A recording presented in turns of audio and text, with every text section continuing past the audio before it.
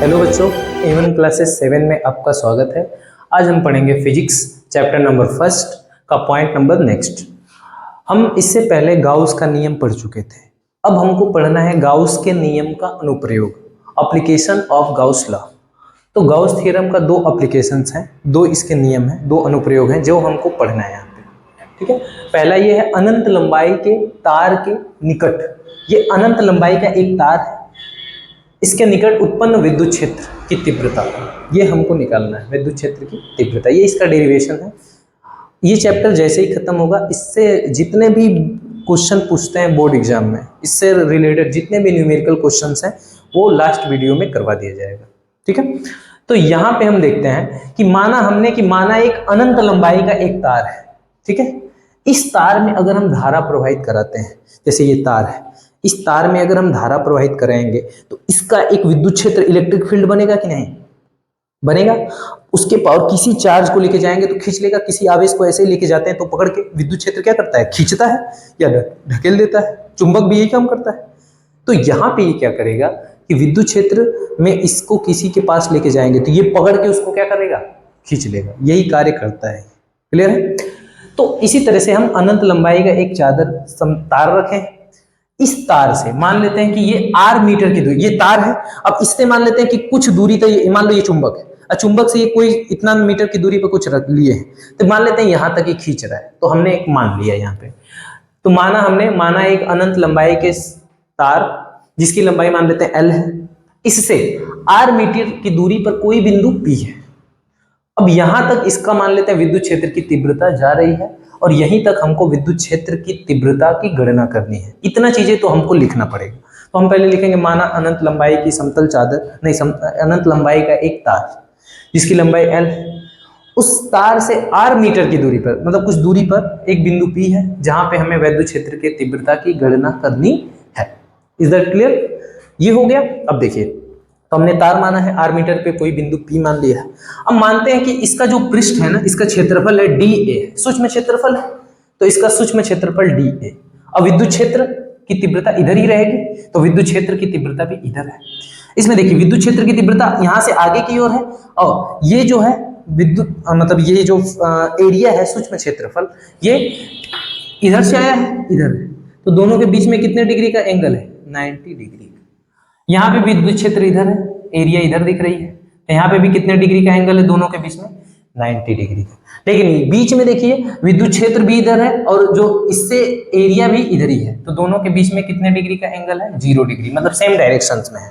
और जैसे ये सेम डायरेक्शन में है, अब हम इन तीनों पॉइंट का, तीनों सरफेस का फ्लक्स निकालेंगे कि इनसे निकलने वाला कुल विद्युत क्षेत्र रेखाएं कितनी है, क्योंकि विद्युत क्षेत्र रेखाओं की संख्या को ही हम फ्लक्स बोलते हैं। तो यहां से हम फ्लक्स निकालेंगे। तो सबसे पहले निकालेंगे कि इनके क्षेत्रफल। देखो, अनंत लंबाई के तार से r मीटर की दूरी पर बिंदु P है।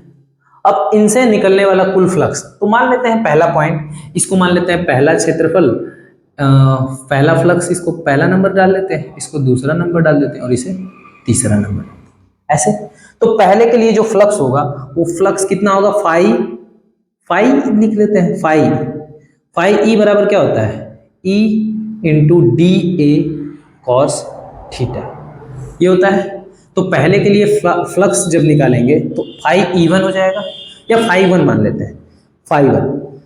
तो E D A cos theta, वहां पे 90 डिग्री कोण पड़ रहा है, और कॉस 90 का मान होता है हमेशा, कॉस 90 डिग्री का मान होता है 0, ये बात ध्यान रहे। तो यहाँ पे फाई 1 इज इक्वल टू हो जाएगा E D A cos 90 degree, और कॉस 90 डिग्री का मतलब 0, फ्लक्स क्या हो गया, 0। दूसरे पॉइंट का निकालेंगे तो फाई 2 इज इक्वल टू हो जाएगा ई डी ए कॉस, यहाँ पे 0 डिग्री बन रहा है, कॉस 0, और कॉस 0 का मान होता है 1, तो यहाँ हो जाएगा फाई 2 इज इक्वल टू हो जाएगा ई इंटू डी ए, कॉस 0 का मान 1। ये इक्वेशन नंबर 2।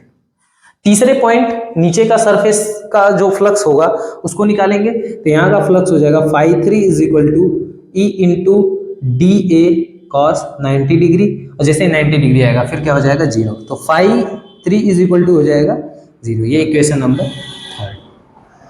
तो लिखेंगे अब कुल पृष्ठ से निकलने वाला कुल विद्युत फ्लक्स, ये जो पृष्ठ है, इस पृष्ठ से निकलने वाला कुल वैद्युत फ्लक्स कितना होगा।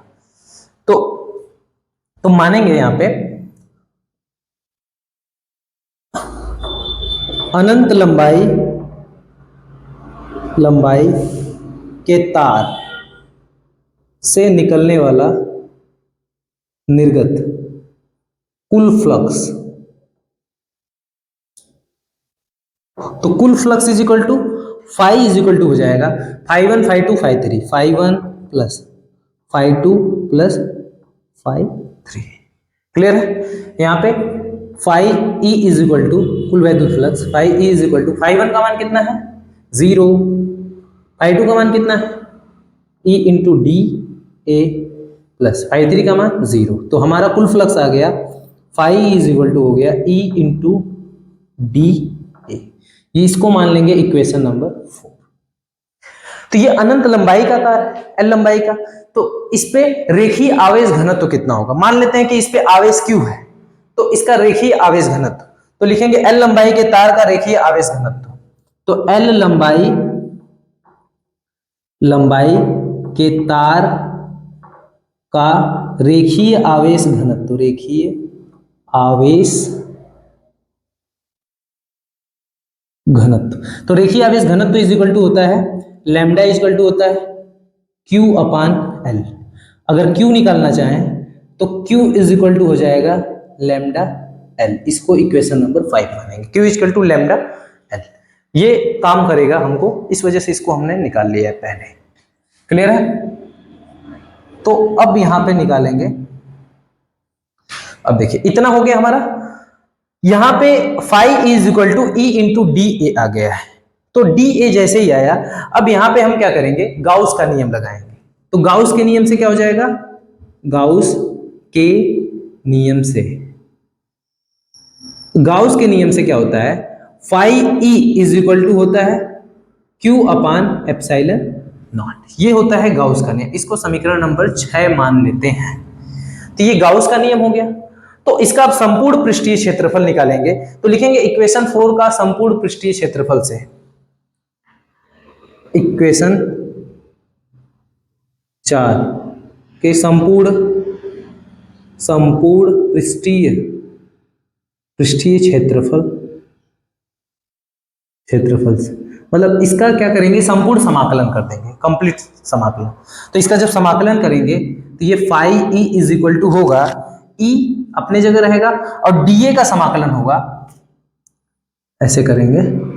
जब यहाँ पे डीए का जैसे ही समाकलन होगा, ये तो फाई ई हो गया और ई बाहर हो गया, और जैसे डीए का समाकलन होगा, ये एक लंब वृत्तीय बेलन है कि नहीं, और बेलन का संपूर्ण वक्र पृष्ठीय क्षेत्रफल क्या होता है 2 पाई आर एच, लेकिन एच की जगह यहाँ एल है, तो यहाँ हो जाएगा 2 पाई आर एल, ये हो जाएगा 2 पाई आर एल हो जाएगा। और फाई की जगह यहाँ पे क्या है, इसको समीकरण 7 करेंगे, तो लिखेंगे समीकरण 6 तथा 7 से, equation 6 and 7, from equation 6 and 7, मतलब समीकरण 6 और 7 से। तो 6 देखिए यहाँ पे, इसके जगह कितना है Q upon epsilon not, Q बटा एप्सिलॉन नॉट है, और यहाँ पे कितना है E इंटू 2 पाई आर, यह। अब यहाँ पे Q का भी मान हमने इसी वजह से निकाल के रखा था, यहाँ पे Q की जगह लैम्डा L रखना है, तो Q की जगह हम यहाँ पे लैम्डा L रखेंगे बटा एप्सिलॉन नॉट रखेंगे बराबर E into 2 pi R L. अब यहाँ पे देखिए ये L से ये L क्या होगा कट जाएगा, और यहाँ पे E यहीं छोड़ेंगे, तो E बराबर हमारा यहाँ पे फाइनली आंसर हो जाएगा, ये E को यहीं छोड़ेंगे तो E यहाँ हो जाएगा, ये नीचे चला जाएगा, तो हो जाएगा लैम्डा बटा 2 पाई आर एप्सिलॉन नॉट। ये हमारा आ जाएगा फाइनली इतना न्यूटन प्रति कूलम, इतना आ जाएगा हमारा विद्युत क्षेत्र की तीव्रता। कब, जब अनंत लंबाई की एक तार हो, उससे कुछ मीटर की दूरी पर जो विद्युत क्षेत्र की तीव्रता होगी वो इतना उत्पन्न होती है, E is equal to lambda upon 2 pi R L. तो ये छोटा सा डेरिवेशन है, गाउस के नियम का अनुप्रयोग है ना। तो इस तरह से आप लोग स्क्रीनशॉट लेके और इसको ऐसे निकाल लीजिएगा, ठीक है। आई होप ये समझ में आया होगा आप लोगों को, ठीक है। ये छोटा सा डेरिवेशन है और इस पे न्यूमेरिकल वगैरह आते हैं, ठीक है। तो अब मिलेंगे नेक्स्ट वीडियो में, तब तक के लिए जय हिंद।